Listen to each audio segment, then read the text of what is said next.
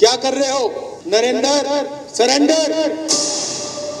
BJP RSS वालों को अब मैं अच्छी तरह जानता हूं। इन पर थोड़ा सा दबाव डालो, थोड़ा सा धक्का मारो, डर के भाग जाते ये लोग। उधर से ट्रंप ने एक इशारा किया, फोन उठाया, कहा मोदी जी क्या कर रहे हो नरेंद्र? सरेंडर।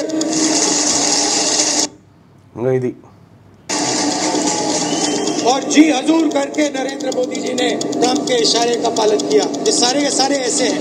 आजादी के समय से सरेंडर वाली चिट्ठी लिखने की आदत।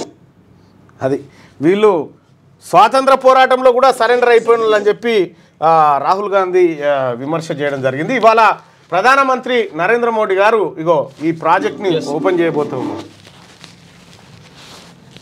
ఇది జమ్మూ కాశ్మీర్లో కడుతున్నటువంటి ఈ వంతెన ఏదైతే ఉందో దీన్ని ఒకసారి చూడొచ్చు. ఇగో ఈ చినాబ్ నది పైన కడుతున్నటువంటి వంతెన, దీన్ని ఇవాళ జాతికి అంకితం చేయబోతా ఉన్నాడు ప్రధానమంత్రి నరేంద్ర మోడీ గారు.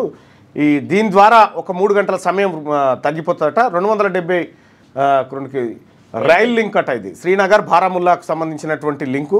ఇక్కడ వైష్ణోదేవి ఆలయానికి పోవడానికి కూడా ఒక ఉపయోగపడుతుంది. ఈ దాదాపుగా ఒక 300 పైచిలుకు మీటర్ల, ఇది కుతుబ్ మినార్ 72 మీటర్లు ఉంది. ఈఫిల్ టవర్ వచ్చేసి 324 మీటర్లు ఉంది. ఇది దీని హైటు ఇంకెక్కువ 359 మీటర్లు ఉందట రివర్ బెడ్ నుంచి. సో ఇది ఇవాళ ప్రధానమంత్రి నరేంద్ర మోడీ గారు ఓపెన్ చేయబోతున్నటువంటి ఒక అభివృద్ధి కార్యక్రమం. లెంతు 1 కిలోమీటర్ 315 మీటర్లు ఉందట. అంటే కిలోమీటర్ బావుకి ఎక్కువ ఈ బ్రిడ్జి.